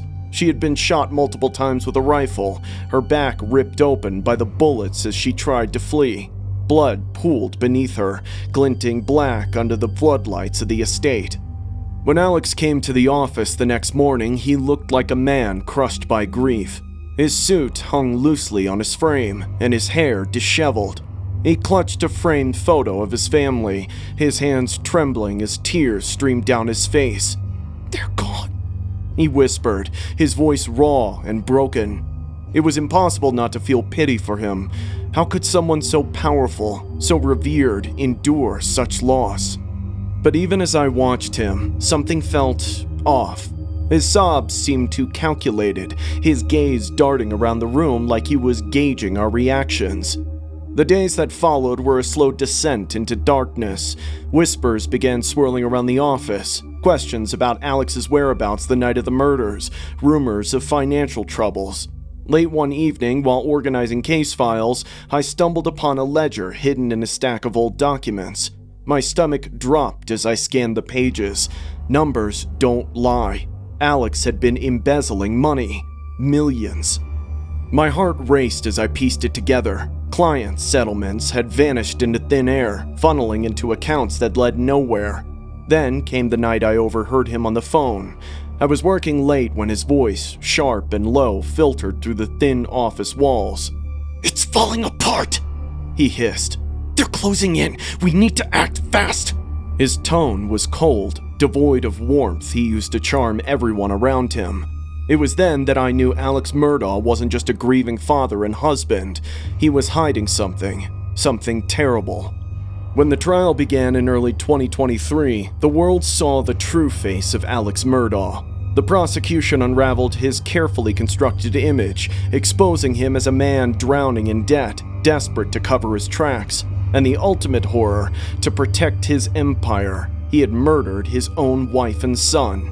The courtroom was a battlefield of evidence and emotion. Ballistic reports revealed that the weapon used in the murders were owned by the Murdaugh family. Phone records showed Alex's voice on a video recorded by Paul minutes before the killings, contradicting his claims that he wasn't at the estate that night. The narrative painted by the prosecution was chilling. That night, Paul confronted Alex about the missing money. The argument escalated into fury. In a blind panic, Alex grabbed a shotgun. The first blast ripped through Paul's chest, knocking him backward. The second obliterated his head, the spray of blood and bones splattering the kennels. Maggie, hearing the shots, ran toward the chaos. Her footsteps left faint imprints in the damp grass, a trail that led to her execution. She barely had time to scream before Alex turned the rifle on her. The first shot tore through her back. She stumbled, gasping, trying to crawl away, but the next shot silenced her forever. I sat in the gallery, frozen, as the crime scene photos flashed on the screen. The bodies, the blood-soaked grass, the shell casings. It was like staring into a nightmare. When Alex took the stand, he cried, his voice trembling as he professed his innocence. "I loved my family," he said, tears streaming down his face. But his tears felt hollow, his words rehearsed. The Murdaugh murder case revolves around Alex Murdaugh, a prominent South Carolina attorney accused of orchestrating the deaths of his wife Maggie and son Paul in June 2021 at the family's estate. Paul had been facing charges for a fatal 2019 boating accident. Initially denying involvement, Alex later faced charges of murder in July 2022. Investigations revealed a web of financial crimes, drug addiction, and insurance fraud schemes tied to Murdaugh. In March 2023, he was convicted of the murders and sentenced to life without parole. The case exposed deep corruption and privilege with South Carolina's legal elite. The fire devoured everything that night. I screamed for Delmar as smoke choked me, clawing at the flames to reach her crib. The heat was unbearable, but my desperation was stronger. My baby was in there. I had to save her. But when the firemen pulled me back, I knew it was over. Later, they told me no remains were found, just ashes and ruins. They said the fire had taken everything. But deep inside, I felt something wasn't right. They called it grief. They said I needed to let go, but a mother knows. Even as I stood over her empty grave, I felt her heartbeat somewhere out there, faint but alive. For 6 years, I carried that pain in silence. Night after night, I woke up gasping, hearing her cries in my dreams.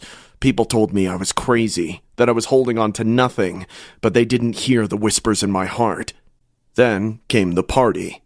I didn't want to go. Crowds made my chest tighten, but my cousin insisted. "It'll be good for you," she said. The house was alive with music, laughter, and children running around. I stayed in the corner, trying to disappear. That's when I saw her. She stood by the balloons, her curls bouncing with each step. She laughed, a sound so familiar it stopped my breath. My vision blurred as I focused on her face, those dimples, her dimples. "No," I whispered, clutching the table for support. My hands shook, my pulse thundered in my ears. It couldn't be. I moved closer, pretending to fix my drink, but my eyes never left her. She tilted her head and smiled at another child. That tilt, so uniquely hers. My mind screamed, "It's here." But how? I couldn't just grab her. People would think I'd lost my mind. She was with a woman, Carolyn Correa. The name sent a chill through me. Carolyn had visited my house once before the fire. She was introducing the girl as her daughter, Alaya. My stomach twisted as I pieced it together. I had to be sure. I approached them slowly, forcing a smile. Hi, sweetheart. I told the girl, kneeling down. She looked up at me with wide eyes, innocent and curious. My hands trembled as I reached out. Your bow's loose, I said, pretending to fix it. In one quick motion, I tugged a strand of hair and tucked it into my pocket. I walked away on unsteady legs, my heart pounding like a drum. The wait for the DNA results was unbearable. Each second felt like an eternity. I barely ate and barely slept. What if I was wrong? But when the call came, the detective's voice shattered my doubts. It's a match. She's your daughter. My knees gave out, tears streaming down my face. Delmar was alive. But the truth was a horror I wasn't prepared for. Carolyn had stole her that night. She'd taken Delmar from her crib, set the fire to erase her tracks, and raised her as her own for 6 years. I sat across from Carolyn in court, my hands shaking with rage. She showed no remorse, no regret. Her voice was cold, almost smug, as she made her final claim. Pedro, my ex, had given her Delmar willingly. My heart stopped. Pedro? The man who'd held me as I cried? The father who mourned with me? Could he have betrayed me? The police found no evidence to support her accusation, and Pedro was never charged. But her words lingered, poisoning every memory I had of him. The day I was reunited with Delmar should have been the happiest of my life, but she didn't recognize me. She clung to Carolyn, crying for the woman who had stolen her from me. I sang to her and told her stories of the life she once had. Slowly, she began to trust me, her tiny hand reaching for mine, but the scars ran deep, for both of us. Even now, years later, I wake up at night, drenched in sweat. I hear the crackle of flames, the sound of Carolyn's voice, and the hollow laughter of the party where I found my daughter. This isn't just a story of loss. It's a story of survival, of fire and lies, of a mother's love that never dies. They told me my daughter was dead, but I always knew. A mother always does. Luzaida Cuevas was told her newborn died in a fire. 6 years later, at a party, she spots a girl with familiar dimples and takes a lock of hair. DNA tests confirm it is her daughter, Delmar. The kidnapper, Carolyn Correa, a cousin by marriage of Delmar's father, Pedro Vera, had abducted the baby and set the fire to cover her tracks. Correa then raised the girl as her own, naming her Alaya Hernandez. Another shocking twist came when Correa claimed Pedro had given her the child, an accusation he always had denied and was never charged for. I was playing outside when he waved me over. "Hey, Emily, want to see something cool?" I didn't hesitate. I'd seen him around, always by himself, my 7-year-old neighbor, Nathaniel.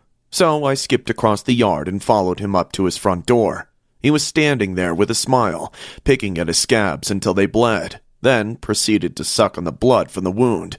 Yeah, kids can be weird, but I was only 5-year-old to pick up on the signs.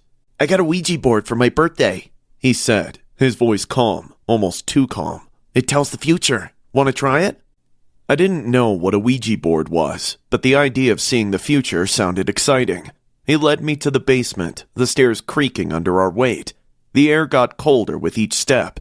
My small feet felt heavy as if the house didn't want me there. When we reached the basement, he flicked on the light. It flicked, barely lighting up the room. I didn't like it. I wanted to go home. "Just wait," he said, pushing me farther into the dark room. "It'll be fun." But it wasn't fun. It wasn't fun at all. The moment I turned around, I felt his hands on my throat. Cold fingers gripped my neck and I couldn't breathe. My heart raced, panic flooding my body. I kicked and scratched, trying to pull his hands off, but he was so much stronger than me. His breath was hot on my ear as he whispered, "I'm gonna make you disappear." His fingernails dug into my skin, squeezing tighter. The blood from his scabs felt slimy and sticky on my skin. He started running his hands roughly all over my body, pulling my dress and digging and scratching with his nails on my arms. The darkness around me seemed to grow deeper.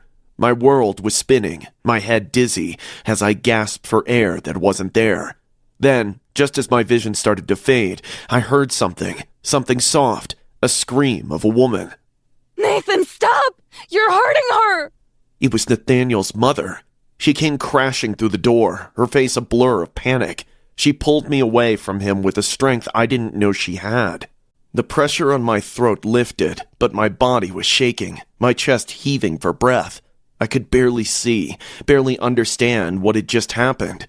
I ran out of that house. I didn't know what I had just escaped, but one thing was clear. Nathaniel wasn't just a weird kid. He was growing up to be something far sinister. I never told anyone, not my parents, not the police. I couldn't. I didn't understand what was happening, what he had done to me. But as I grew older, the memories came back, sharper, darker.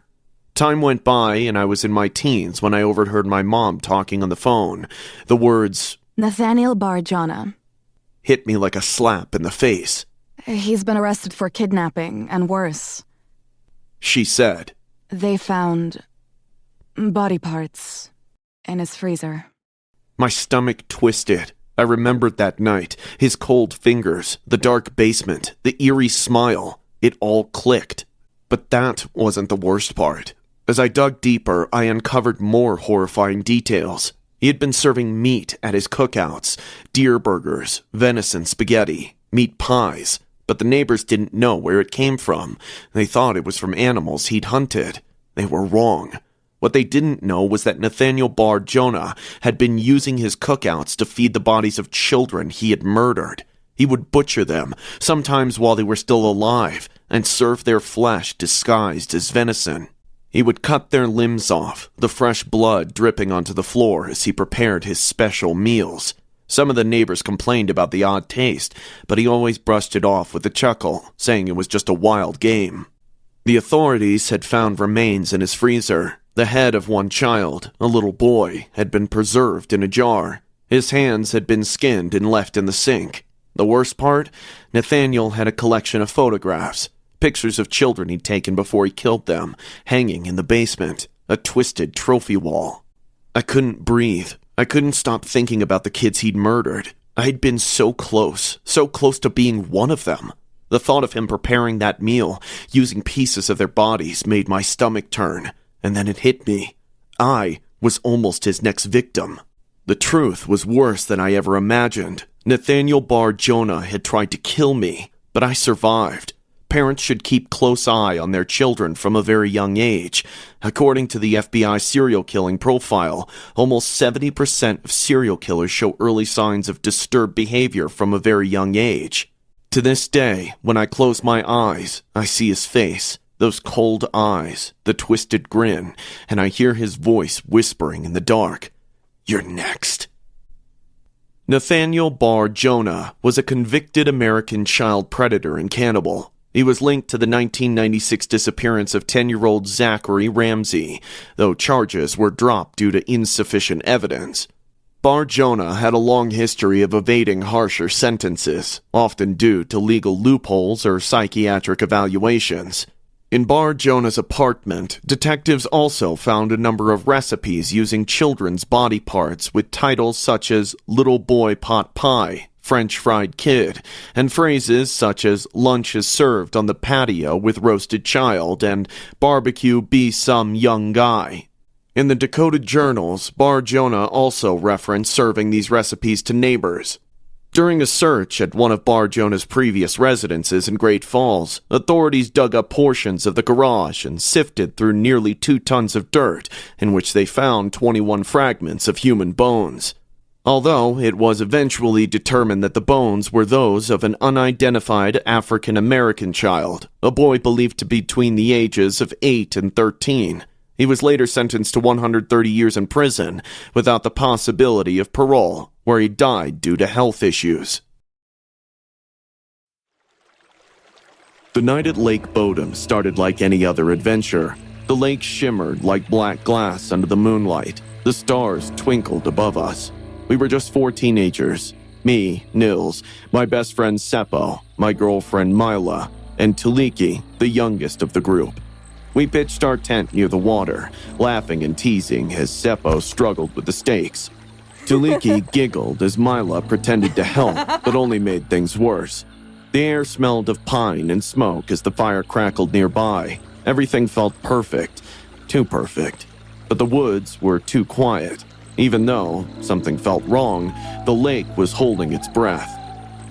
It started with little things we shouldn't notice but did. I'd packed my flashlight, I was sure of it, but when I went to grab it, it was gone. Later, I found it standing upright in the dirt, the lens cracked. It wasn't where I'd left it.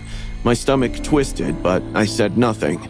Taliki pointed out how silent the forest was. No birds, no wind, just stillness. It feels off, She said, looking around nervously. Seppo laughed it off, but I saw him glance over his shoulder more than once. By the time we crawled into the tent, the unease had settled over us like a heavy blanket. The space was cramped, our bodies pressed together, and we tried to laugh off the tension. Somehow, we felt asleep. I don't recall the time, but I woke up hearing footsteps. They were slow and deliberate, crunching leaves just outside. At first, I froze, straining to listen. Maybe it was an animal, but the steps didn't wander off. They circled the tent, heavy and purposeful. What the hell is that? Taliki whispered, her voice shaking. Then, the sound of metal scraping against stone cut through the silence. A sharp, grating sound that made my blood run cold. "Who's out there?" Seppo shouted, his voice cracking. There was no answer. Suddenly, the tent collapsed inward. Something slammed against it with incredible force, pinning us down. Taliki screamed, the sound piercing the air, but it was cut short by a ripping sound. A knife tore through the nylon, slashing downward. The first strike hit Taliki in the side, the blade plunging deep. Blood sprayed across the tent, splattering my face and clothes. She screamed again, clutching at her stomach, but the knife came down again, this time into her chest. The sound was wet and sickening, her scream gurgling as blood filled her lungs. Seppo roared, throwing himself at the attacker, but the figure was faster. The knife swung, slicing into his shoulder. The sound of the blade hitting bone was loud, like a crack of dry wood. Blood poured from the gash, soaking the ground beneath him. "Run!" Seppo shouted, his voice hoarse, but the killer didn't stop. The blade swung again, catching him across the throat. The cut was deep, severing flesh and arteries. Blood sprayed in an arc, splattering the tent walls as Seppo collapsed. His hands clawed at his neck, trying to stop the bleeding, but it was useless. Mila screamed, clutching my arm. Nils, do something! I froze. The shadow of a man was moving outside our tent like he was on some rampage for killing. Suddenly, the blow came toward her, the blade dripping with blood. She tried to crawl away, but a hand pierced through the torn wall of our tent and grabbed her hair, yanking her back. The knife plunged into her stomach with a force that made her body jolt. Blood gushed out, soaking her shirt and pooling around her. Please! She gasped, her eyes wide with terror, fixated at mine. But the killer didn't stop. The blade rose and fell, each strike driving deeper. Her blood splattered my hands, warm and sticky, as I sat frozen, paralyzed by fear. The killer kept stabbing again and again, her lifeless body hanging by her hair in the killer's hand like a mere doll, her lifeless widened eye popping out of her socket and landed on my lap. That's when it hit me. I'm next. I don't know how I escaped. One moment I was in the tent, surrounded by blood and screams, and the next I was running through the woods like a lunatic, screaming and crying after witnessing the ultimate horror. I tripped and fell, my hands hitting the dirt road. The taste of blood and dirt filled my mouth, my vision blurred by tears. When I finally stumbled onto the road, I collapsed. A car screeched to a halt, the driver rushing towards me. His voice sounded distant, like I was underwater. The hospital was a blur. The police came asking question after question, but I couldn't give them answers.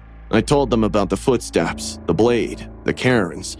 They searched the area, but found nothing. On Saturday, 4 June 1960, 4 Finnish teenagers had decided to camp along the shore of Lake Bodom in Finland.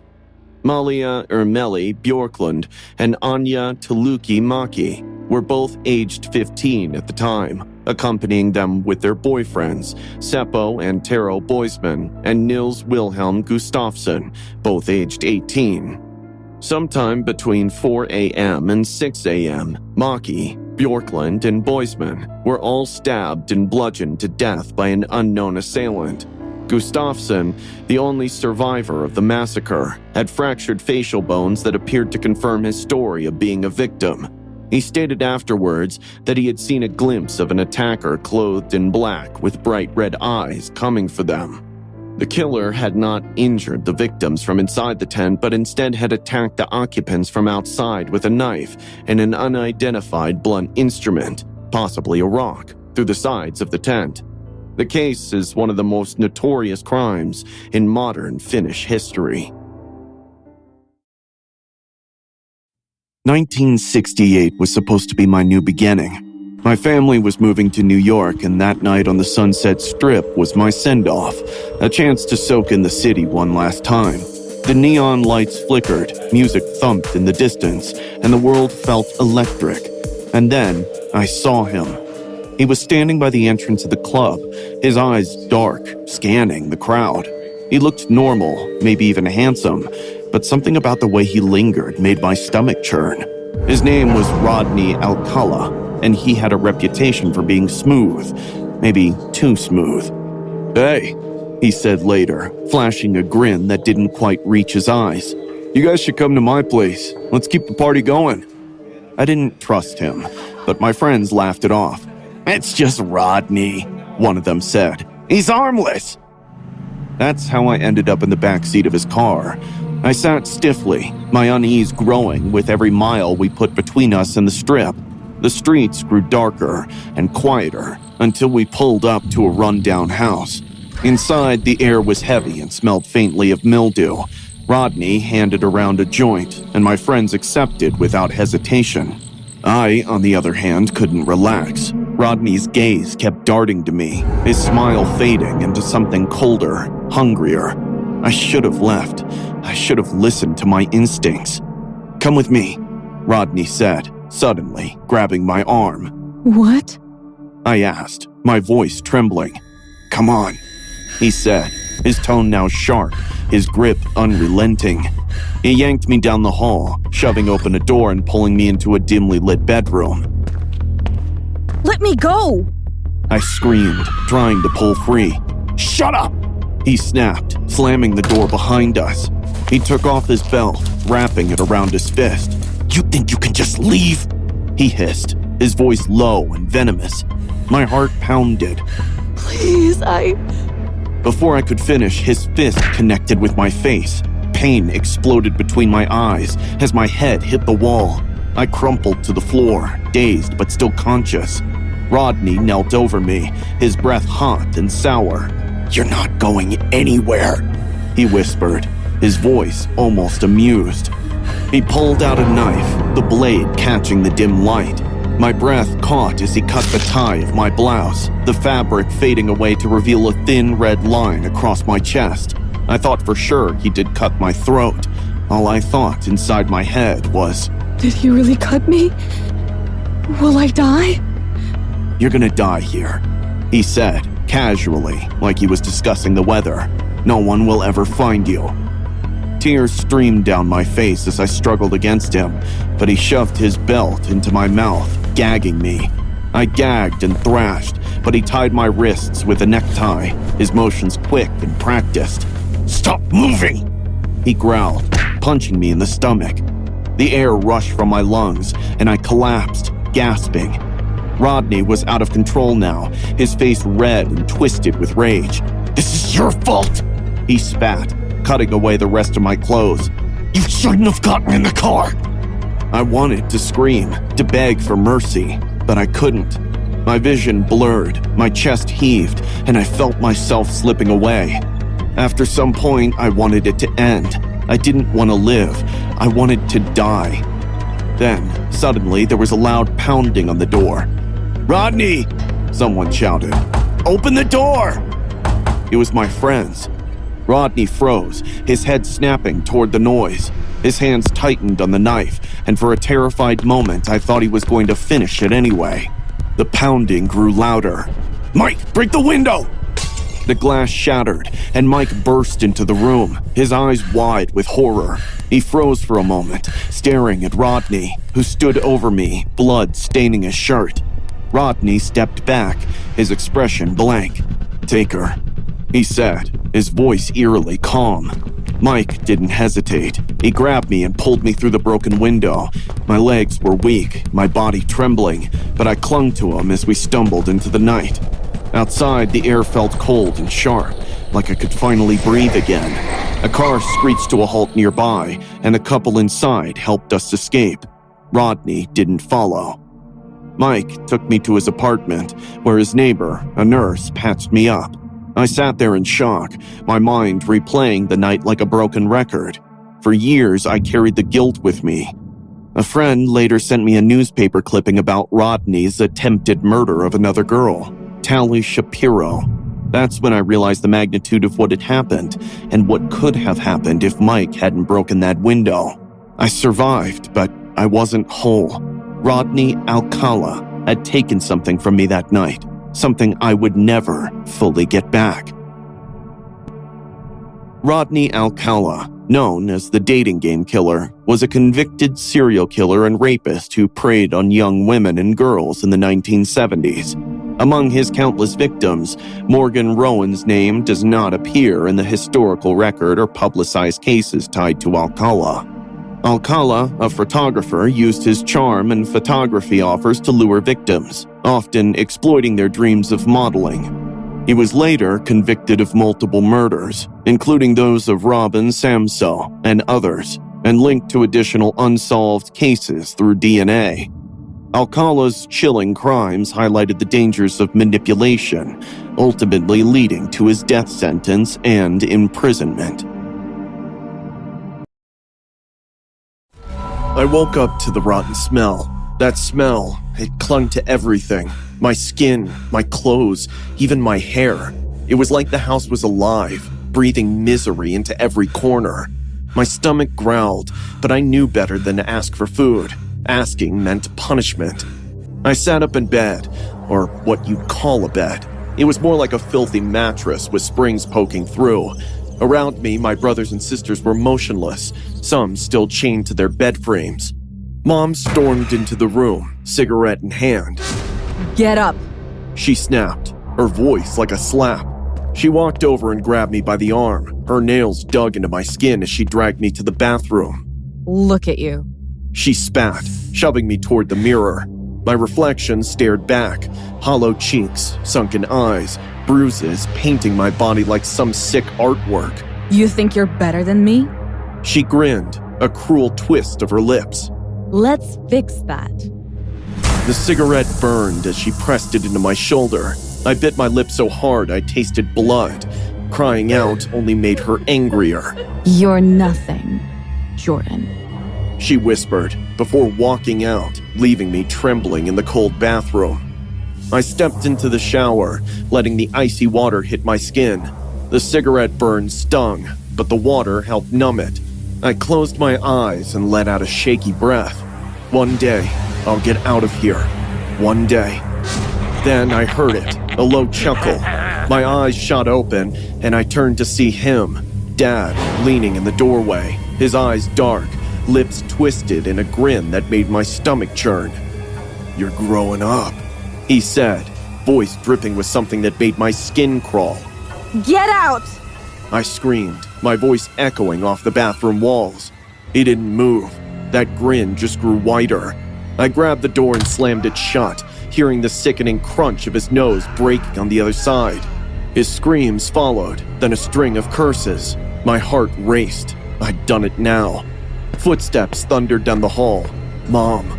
The door burst open, splinters flying everywhere. They dragged me out by my hair, their hands rough and unrelenting. My screams didn't matter. Nothing did. You think you're smart? Mom snarled, slapping me so hard my ears rang. Dad laughed, holding a cloth to his bleeding nose. Together, they beat me until I couldn't move. Then they threw me into the attic, slamming the door shut behind them.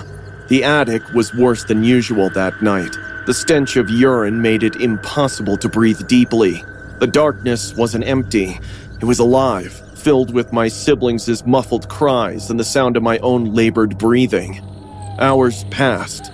I didn't sleep. I can't live like this anymore, I thought, staring at the bobby pin I'd hidden in my sleeve days ago. The lock on the attic door wasn't impossible to pick.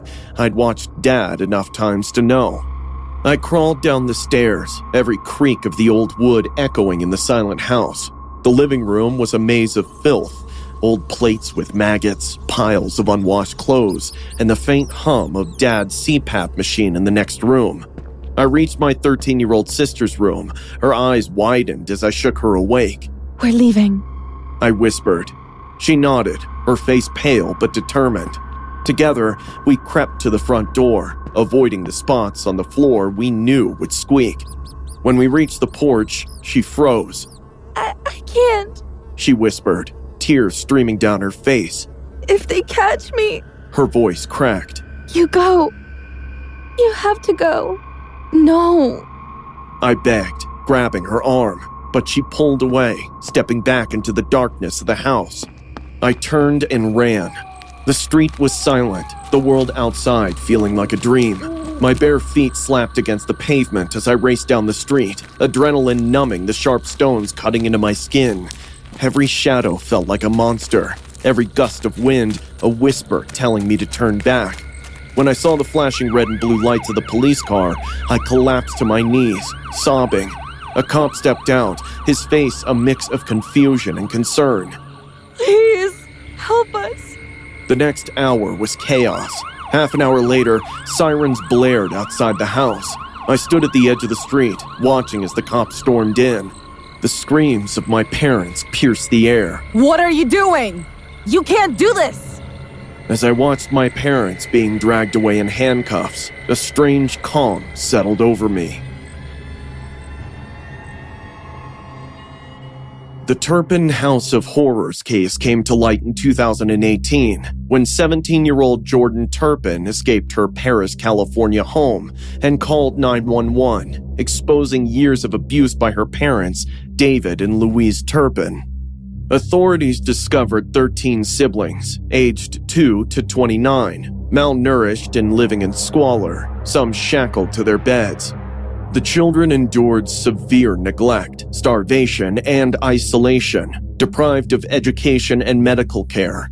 The parents were arrested and later sentenced to life in prison for torture, false imprisonment, and child abuse. The case shocked the world, highlighting failures in oversight and the resilience of the children who survived.